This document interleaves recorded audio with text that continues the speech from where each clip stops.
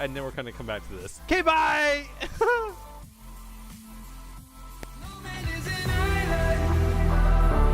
No one should be on their own. Look at the horizon, 'cause love will always take you home.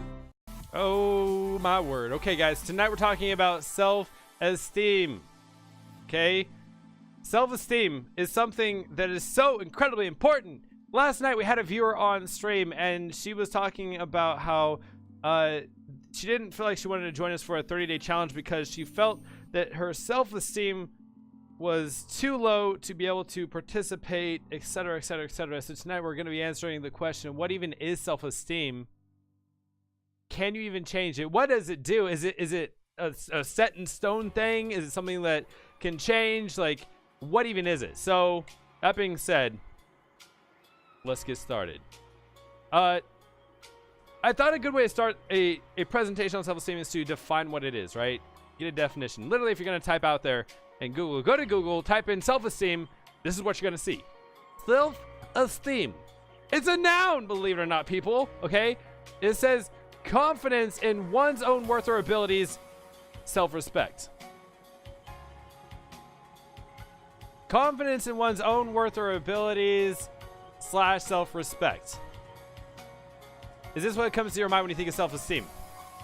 You guys don't need to answer. You guys can literally, I'm just curious about this. Think about this. Is this what comes to mind when you think of it? To be honest, the one thing I lack a lot of is self-esteem. Good. I'm glad you're here for the talk, Math. I'm glad you're here for this.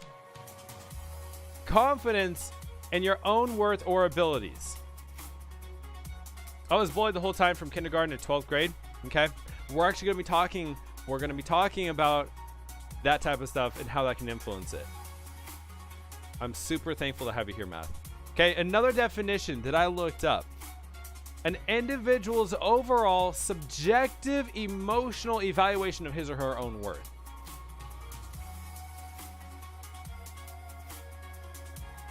Individual's overall subjective means it's not objective, right? Subjective means is kind of like how it's perceived by the individual, right? How you perceive it. It's an emotional evaluation, basically how you feel about your own worth. It's how you feel about your own worth. That is what defines self-esteem. Okay, so let's sum it up. It's how you view yourself, right? It's how you view yourself. It's the value you place on yourself. Okay? Please note the word in bold. The key word is you. Okay? We're talking about you. Let's simplify the concept of self-esteem by talking about what it is and what it is not. We're going to talk about what it is not first, okay? It's not a status that anyone can give to you. It's not like I can write down on a piece of paper. Let me grab a piece of paper real quick and write down low self-esteem, and I'm going to put a piece of tape on it and slap it on your back, and all of a sudden you have low self-esteem, right? It's not something that someone can go on Instagram and tweet a picture, or you don't go on Instagram and tweet a picture. You post a picture on Instagram, you tweet on Twitter. You don't do that on social media and suddenly get that title, right? Your self-esteem is not a status that someone else gives to you. A value, it is not a value automatically determined by ability. Okay, it's not a value that is automatically determined by your ability in any given thing. Welcome in, Potato. Welcome in, Celia. Glad you guys made it. Luck, you should still be here. You should still be here. This is good stuff. Okay? So if it's not a status that someone can give to you, and it's not a value that's automatically determined, like if you go and you try something new, if it's a complex thing that you're going to be trying, I can almost guarantee you that you're going to have a hard time. Okay? Your value is not automatically determined by your ability. Okay, let's go on to the next thing. It's not something tied to your past. Your self-esteem is not tied to your past. Now, why do I say it's not tied to your past?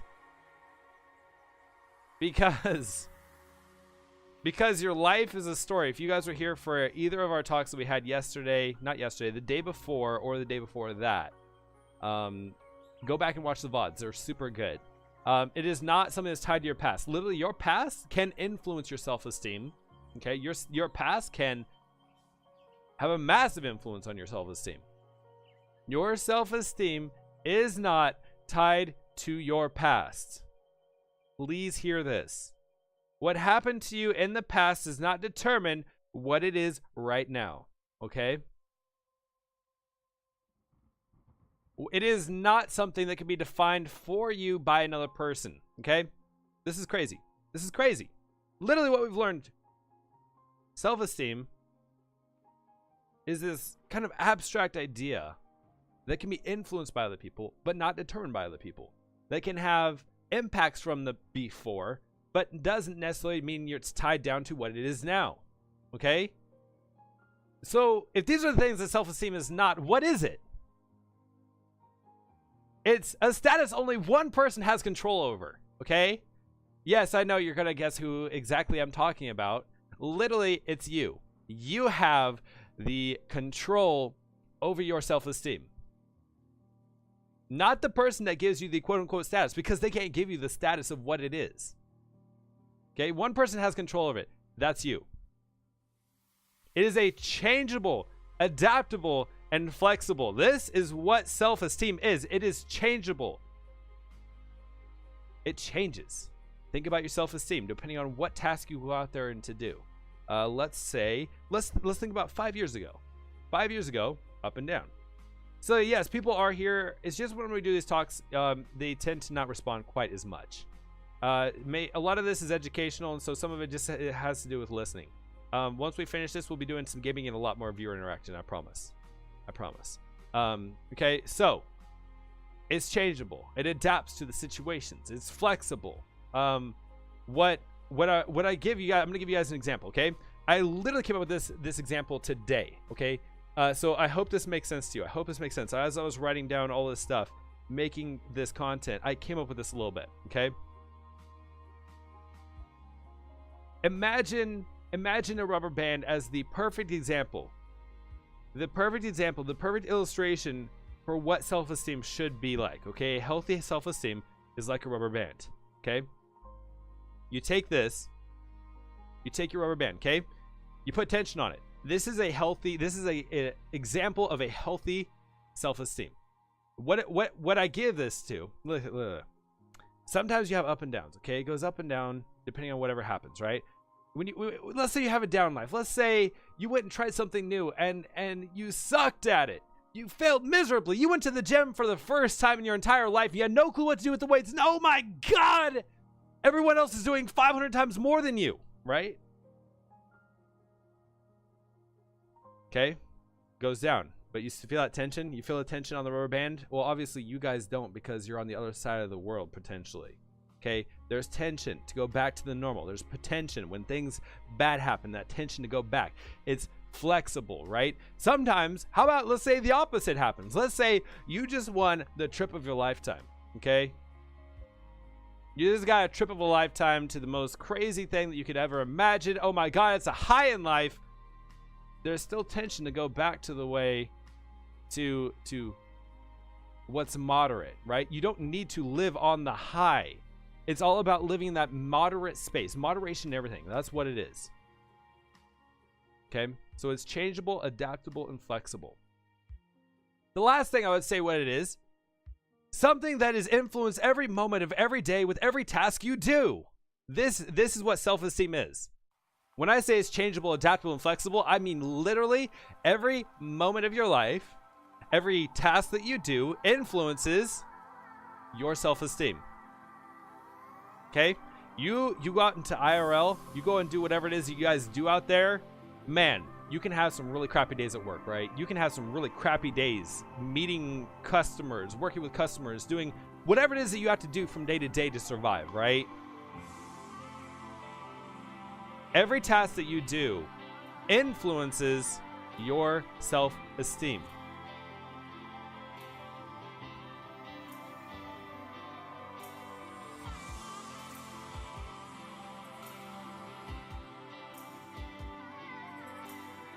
Here's what we're going to talk about. Matt, I'm really glad that you shared your story. I appreciate you sharing. That takes guts to do that. I want to talk about the development of self-esteem. If self-esteem is so infectious, if it affects us so much, we need to understand a little bit about it, right? Let's start with young children, okay? Parents, a significant influence on self-esteem. Now, some of you are probably like, oh man, I'm screwed. Oh, I'm screwed, parents. Oh my God, my parents are the worst. I don't know what I'm gonna do. I had the worst upbringing. I had the worst care. My parents weren't even around. Okay, other of you guys could be like, I had really good parents. I still have good parents. I have good connections with those parents. Okay, regardless of whatever end of the spectrum you're on, parents are, whether you want to acknowledge it or not, they are a significant influence on self-esteem. They're a main source of positive and negative experiences a child will have. That is why it affects their self-esteem so much. So we're going to take this idea, place it below the children. Okay, let's move on to the next school-aged years. Two big things. Okay, number one is academic achievement. Whether a student consistently achieves success or fails can have a strong influence on their individual self-esteem. Okay, their success in school can have a massive influence on your self-esteem. I'm curious, some of you may have come from areas where you thrived in school. You just were like A+ student. You were like, yes, yes, yes, and yes, and yes. And other times, there are students out there, the students that I worked with when I worked at a high school, during my master's program of getting a counseling degree. When I worked with students, they were the no, and no's. Okay, these were the students that got kicked out of normal high schools. These were the students that had behavioral issues, that had parental issues that they were trying to cope with, the struggles of life times 10, right? These kids were the epitome of the ones that needed the love and support the most, okay? Sometimes school can have a negative impact on people, and we got to realize that. Sometimes it can also increase their ability to have a positive self-esteem as well, okay? But this is one of the things you need to be aware of. Academic achievement. Secondly, social experiences. Another good one as well. Children begin to realize differences between themselves and classmates as they start growing into the school-aged areas, right? Children use social comparisons to assess whether they did better or worse than the classmates in various activities. I thought this was so interesting because the wifey is a teacher in school, and so she gets to, I went over this stuff with her because I thought it would be appropriate, and she was telling me how, like, in her classroom, literally just today, there is one student that stands above the rest, okay? We're gonna say his name is Zach. We'll say his name's Zach. Zach is noticeably fast at his stuff that he has to do, okay? Now, the other students were like, man, how come Zach is so smart? One of the students literally asked her, it was like, how is Zach so smart? How is Zach so fast? I want to be like Zach. And the response was, well, he doesn't talk to his classmates. He doesn't talk to his table. He just focuses on his homework, right? And so it's this idea of the students see a person, an individual being like, oh my God, they're so good and I'm not as good. That is their understanding. The second aspect is that as teachers, they got to come alongside and be like, oh, well, actually you are focusing more on your collaborative effects, your collaborative efforts, whereas Zach is more of an introvert, so he just focuses and studies really, and he cranks it out really fast. But yeah, so these are going to be two great examples of what school-age years can really influence on self-esteem. Academic achievement and social experiences. The last thing we're going to talk about before we address what it is going on with you guys out there, we're going to talk about adolescence, okay? Adolescence is the teenage years. This is my prime spot to work with. These are the people that I just thrive in dealing with and I love communicating with because there is so much going on. Their thing, which is where I thrive with dealing, is relationships. It's relationships. And you know what? Even though it may say adolescence, some of you are still in this phase. Some of you may still be trying to deal with this as you go, even if you're way out of that phase of life, okay? Relationships among peers are very important to the development of high self-esteem for adolescents, right? They're basing their ability to be successful in life on their peers, okay? Social acceptance equals confidence and high self-esteem. Rejection from peers equals loneliness, self-doubts, and low self-esteem. Does this sound familiar to any of you guys? Right? This is exactly what we're talking about. Okay, so we have parents, we have academic achievement, we have social experiences, we have relationships, all affecting that spectrum. Now here's where let's go ahead and talk to you guys. Let's go ahead and talk to you guys now, okay? This is to each and every one of you guys here. And I do seriously appreciate each and every one of you guys being here. If self-esteem is such a subjective, personal value that can be changed, how can it be made useful? Now, I've had some new people join in halfway through, so I'm going to go ahead and review real quick, just so you guys remember. These are the key points I want you guys to take into what we're going to be talking about.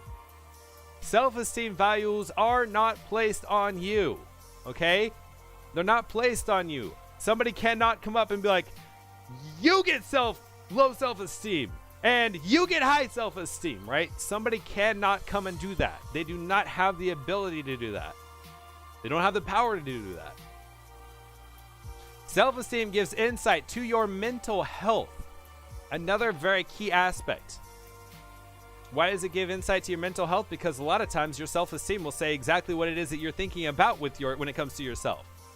It talks about your ability to cope. It talks about your ability to think about whatever it is you're dealing with.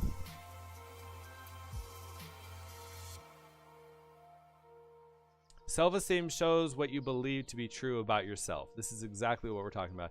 It shows exactly what you believe to be true about yourself.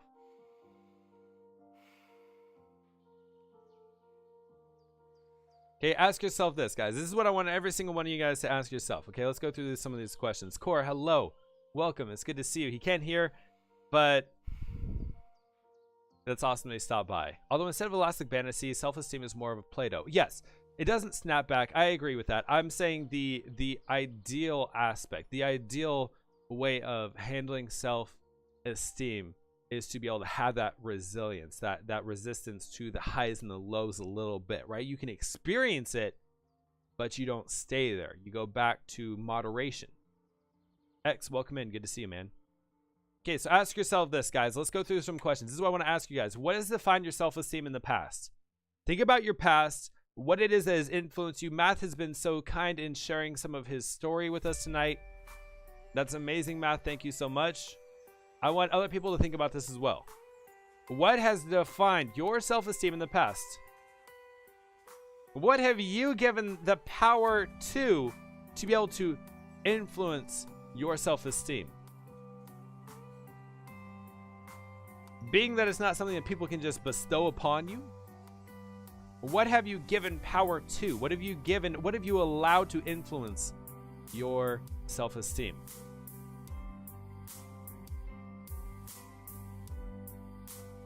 Natsu says my failures. Math is saying education has been a big one for me. Okay.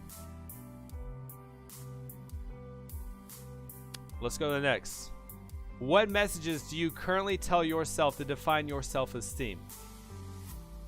What messages do you currently tell yourself to define your self-esteem? Okay, if those things are in the past, what does it change to over the years? What does it change to over time? If it used to be your failures, what is currently affecting influencing your self-esteem? What are you allowing currently to do?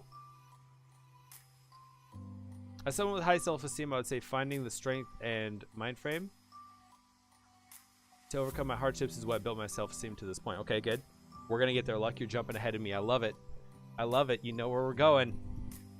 I tend to be a people pleaser, so if I please people more or don't disappoint them, then my self-esteem is not that bad. So it's based on the acceptance of others, which is what we were just talking about with the peer relationships, right? In that adolescent phase, which is why I wanted to talk about that before we jumped into these other aspects, right?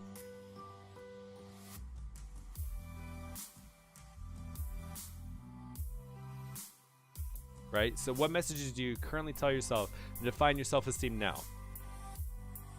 What if the messages that you tell yourselves right now that influenced your self-esteem changed? What if the belief that your failures did not define you? What if you changed the aspect of looking at what it is that influences your self-esteem to something different? What if you change that? What if the messages changed?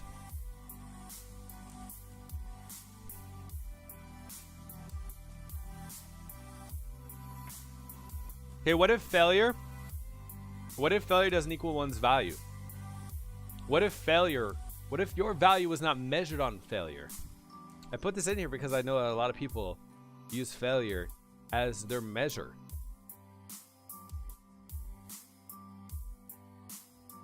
You're going for a PhD, be more confident in your abilities. Not everyone makes it this far. Okay. So it's a status that you're earning, math, is what you're saying. It's your status, right? Okay. But what if failure doesn't equal the end? Okay, you guys ready for some real talk? You guys ready for some real talk? I sent out 3 applications. 3 applications about a week ago. I have heard back from 2 of the 3. Okay, I've heard back from 2 of the 3. Both of those were failures. I was told that I was not quite where we needed to be for the partnership. I said another one was looking for a different aspect, another avenue, etc., right? So here I am experiencing this failure, right?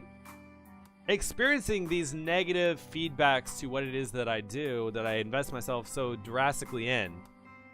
What do you do with that? Right? Where do you go with that? If failure was the end, I would not be on here tonight. Okay? I wouldn't be here tonight. I wouldn't be hanging out with you guys tonight. Luck, talk to me about this. Talk to me about this. This is something that you were just talking about, right?